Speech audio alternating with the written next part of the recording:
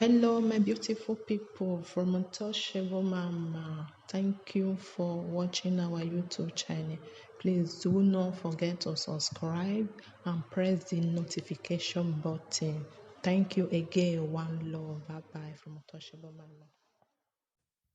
Hello, my brothers and sisters. How na dey from Untouchable Mama? Also, una dey enjoy yourself. Una enjoy yourself for time not dey. I wan just send this message to Rosemary Abusoma and some others wey no get shame for face. Hear me? Rosemary. My sister. Who will fuck up? Who fuck up, my sister? Who fuck up? I'll still meet some with broken. You fuck up. Iwa like social media, like Facebook. Imi a video when I fear because ina adame yo. We want to make family or two, my sister.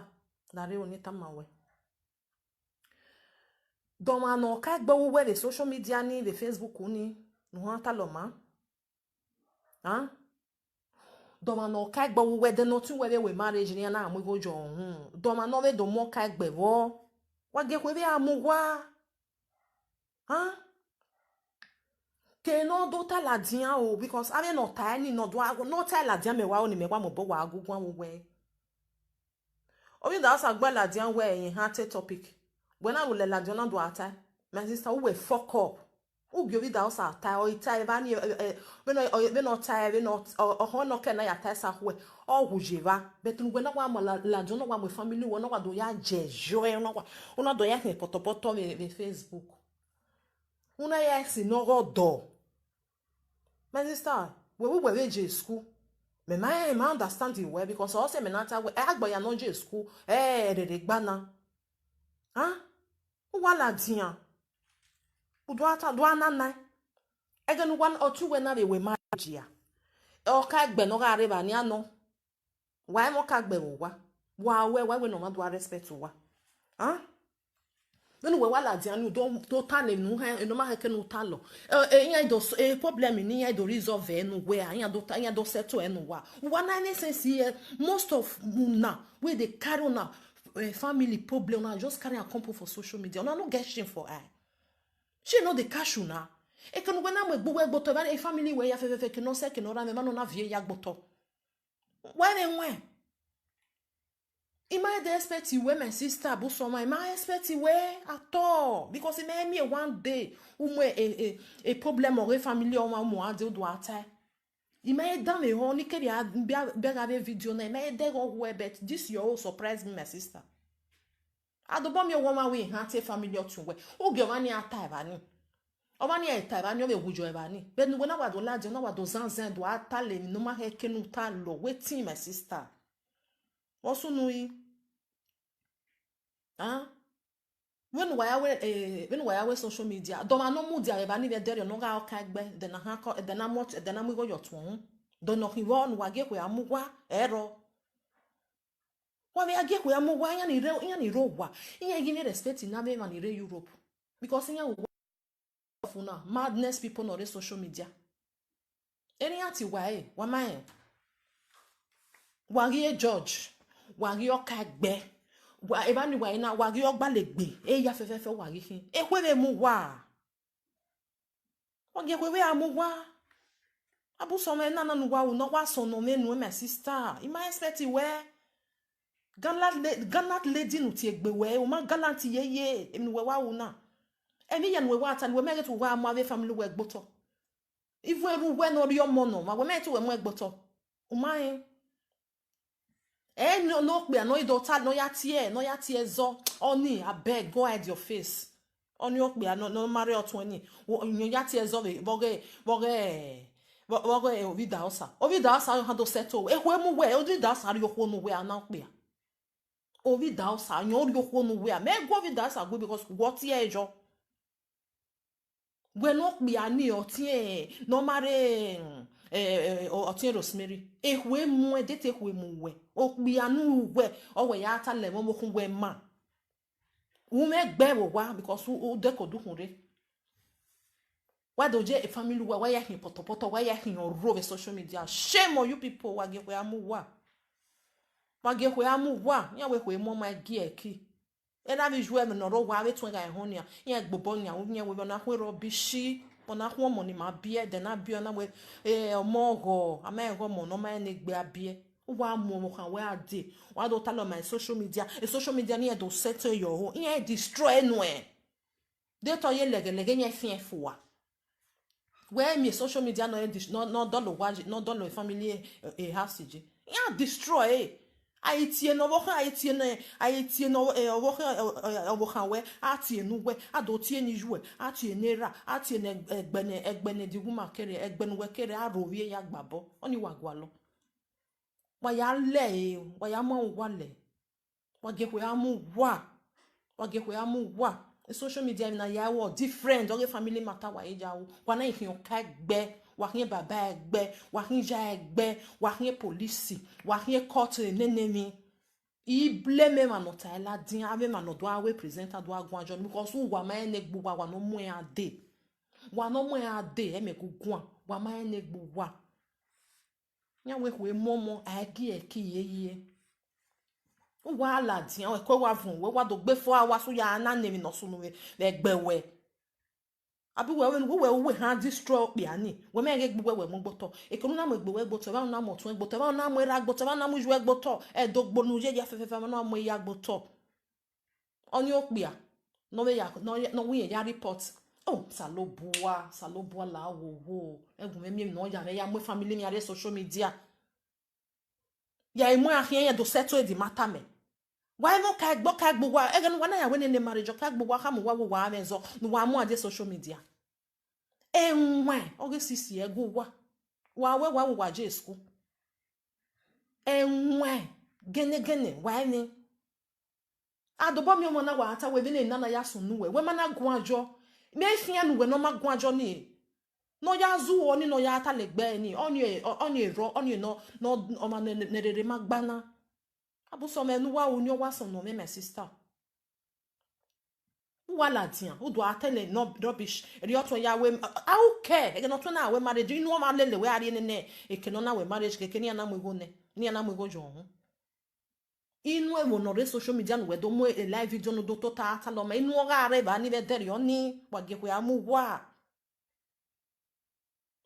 ahari okwu no bia awe egbere ma na o me no we ade o wa gi je be ri oni social media wa imu ejo oni o ka egbo wa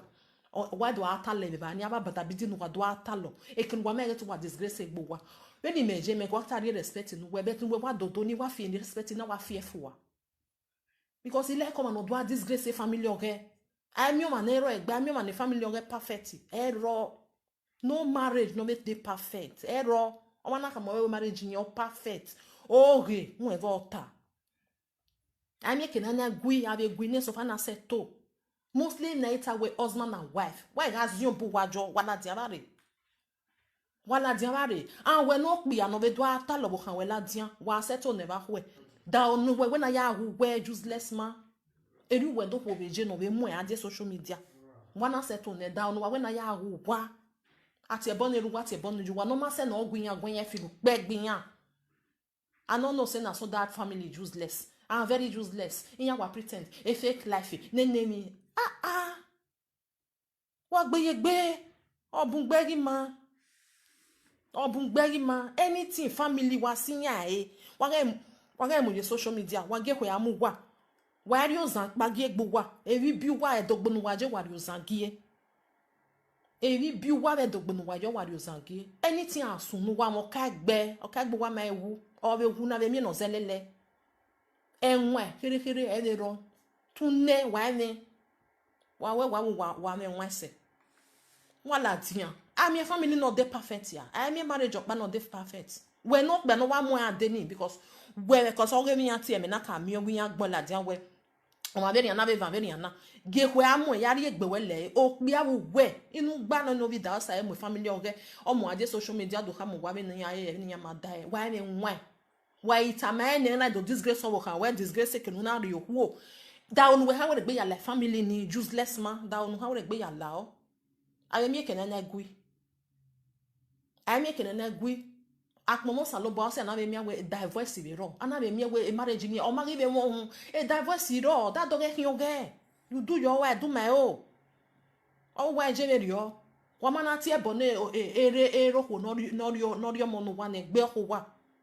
edo family no wa na rio wa na sinya ya wa mana sinya je social media ni wa hewe de ge no wa mi ebo wa o getu wa titi da no ya ya agwa da no ya agwa most do mo na ga ru we ne dan wa we no nya ya go money enwa egwa wa ge ko amu wa wala wo wa ge ko amu wa message na to yan ya fe ke no be plan na we yan de mo da fin yan de mo wo kin yan de wa ya ri egbo wa le no wa ge ko amu wa edogbo no wa je te e ya e ko ri mu yan no wa e ko ri mu yan no wa aga na de we na ari ogwa ave mani ro wa yan respect we we amana ka brother na yi wa je na awe ye eze yan ya be yan ni ho wa no re we boni ha ekwe mu wa yan wo ka gbe yan we ne ne yan we lawyer yan we this and that yan we nokpa ekwe mu gwajo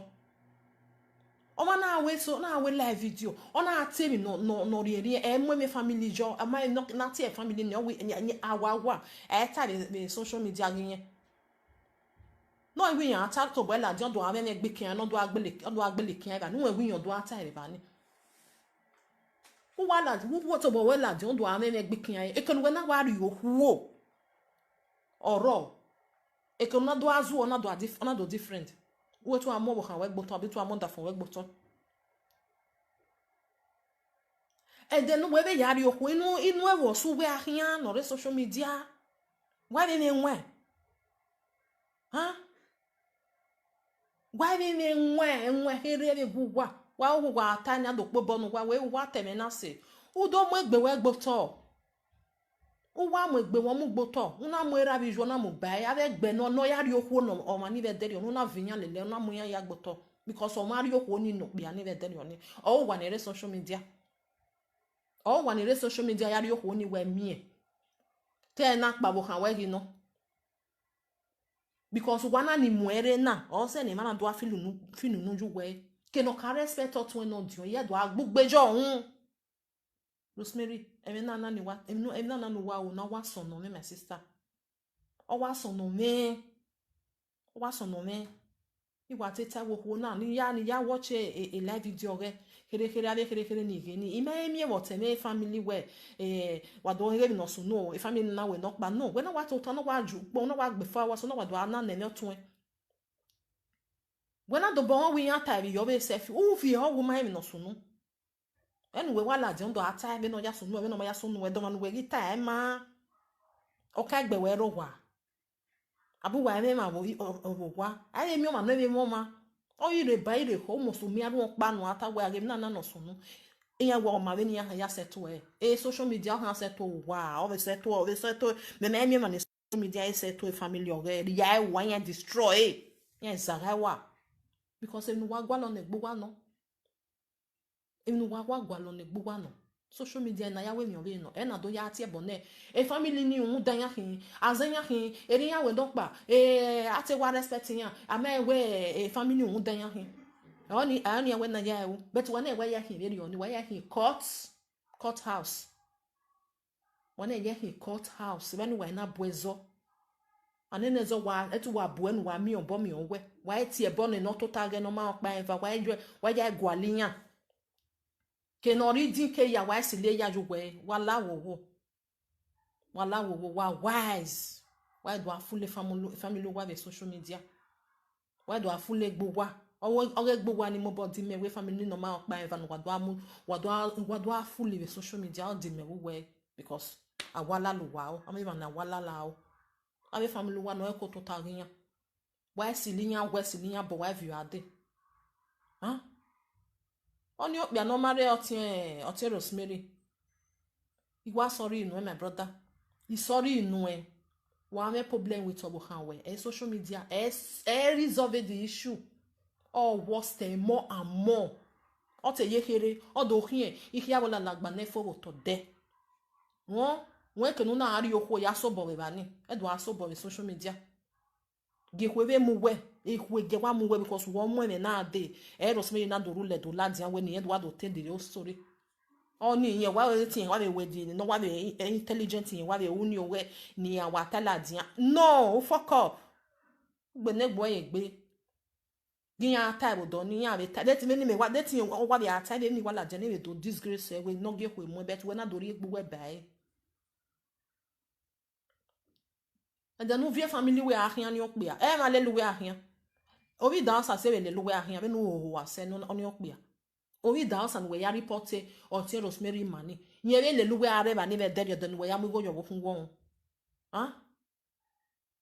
o ma reba o wa je wa na mo ezo ge o but we no kpia ni me yi ha na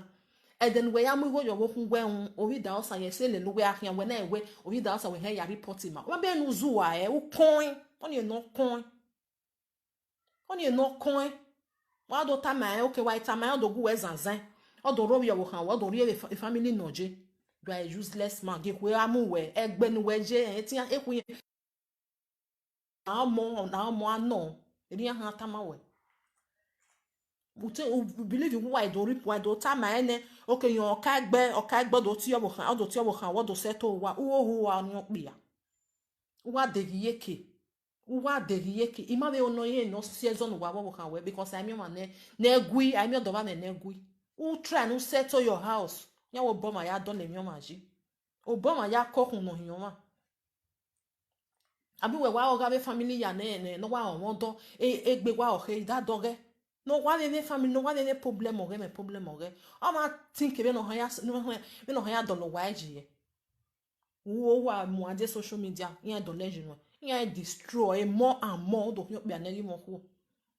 udo hyo bia negi mo ho no te carry ho negi mo ho eri we je no onyo no ho una ye wo wa we ma obo wo ya do legend otun ede no do legend o biere ede no do legend we na ri ejo wa han do lo wa we je e mu dia anybody onu wo we wa ga otun otemela dia document detail live video no do time no be no ja sun we o ri ju we ni e do legend because o ri yen je ni wo da fun je ni so u do lo we je o bo ma ya do le mi o ma je una bere we mi we ma u to bo we do legend o ma na do legend e ma be tin ya gu we ri ya wa yan gu we do legend yan gu we do legend wa e ni kere wa sunu wa ri mo ka gbe wa mo ade social media wa ade o wa do ge mi no sunu wa do ana na hu wa be ba ni abi ma no you wa ya ehun mi gbe wa feel yan kwa wa ha we marriage wa we ni social media na wa enwe eni o ka gbo wa deri yeke wa do awe social media wa enwe ezo asunu social media ha do ati abi ma ni Facebook ha do ati we wa de wa be mare yan na wa be do gun ajene na tisu wa awala lo wa na eku emu wa ni ya why go ya we marriage mo why ya we introduction why we social media na why we social media wa na we introduction in maro wa I want go do ya we tradition mi odo na iri wa ezo agaro wa to le ade social media wa ade o wa do ge me no da fon ya wo wa do ge me no sunu eku emu wa o ma no maro wa ni we no wa cause wa na respect wa cause wa do ge we in ma se no wa agugun ọmọ no wa ri wewe ọmọ na iri enu e ogwewe wa igwedo wa ge ni wewe iya ma gbon iya ma sama no wa agugun gbere social media wa na de wa do anarete ehun wa ehwe amu ma ni ro wa ya no mare wa ehwe amu ya we wa ge mo na hina abiji ma de ge ni eri nya ga ado social media ma ro be ge ni even ya ni ro wa no wa di me we no wa di me se we ave itima ni ro wa iya amezo ya eke no heke ni na agu ezo ni ba mi ya ni rewe bo mana no wara brodi mana salobuwa wani warewe bo mana ofule gbuwa eya ni ro wa inu gba wa emi ewe mana ro wa ya wo da fun egui ona mo ade social media ne hwe na mu wa wani warewe bo mana wa hoho wa we o se yen gi yagi amani rewe bo yagi mi go maro ba samaro ya ni ro wa respect ni fearful ya wi ya amezo ya muri social media abe wo bi no man egbe ya em na gele wa dame o wa dame na busoma wa dame Rosemary wa dame no ito ge man we when akwe wa te won tun we platform of we u fi hoji mai no sunu anyway wa to bu we ladian do agbegbo me no ya sunu the solution pani eta ma we no ya settle e na the solution pani agiri enu abe manu we do talo mani dio e manoga watch we ni de mi pani eta ma we be ri ana ri ma settle e ero udo mo egbe we gbo to respect ni meri enu we fearful ane do abe tun ya fe mo respect yan mo fuwa adobo when we wa do ta se wo ha mi awa even gbe tana na ya tell me rubbish na la dia wo no iwa do to tell do ata me family awa ita e o no wa do to no do ata do anana imame o ni be no sun imame ko be o ni be no ta emi kire iwa dan ekeni wa dan me o se we otun the woman a Gloria otun no o we blood we no na we eme family opunata na ina wa kola dia vanire. My sister, we fuck off. I nya gbon very oni I u very oni. Wa wata we me family no concern family uta. Kogo ma kogo kwa we. Kogo we kogo ma we. U wa kire vo eta. We no gbe ani we no live video no do ana gbe mi ba ni. No get ra gbe yen jo ohun ba ni. Wa ita ne ma be na do ta we na no tala dia na e do ya sunu. Me blame me mani no ta la no do we e me no tala dia ni. E o me blame me we no wa tala dia we no why the family of the person no do tala dia. E me gbugbe jo ohun. Because do do no we ya take no we I am no sunu. I beg my brothers and sisters. Ave is enough one ne gbe ma ho na ni ata we nya je school na ereri nya no ma jo do ma senya bona je eri oni ye mind your left and your right mind no heke no no ma heke no wa do mo family the whole family entire family wa do mu gboto be social media da ogun we ne ma ya agugwa eri no kpi abeje no we eri yoku oni ma heke no ha so ari na ade social media wa do save yen o wa ge ni pass through ya wa save when ya go we di awa ni wa ya go we za ha wa do hin na ri mo ho useless man. I beg my brothers and sisters from Untouchable Mama. Bye bye. Ciao.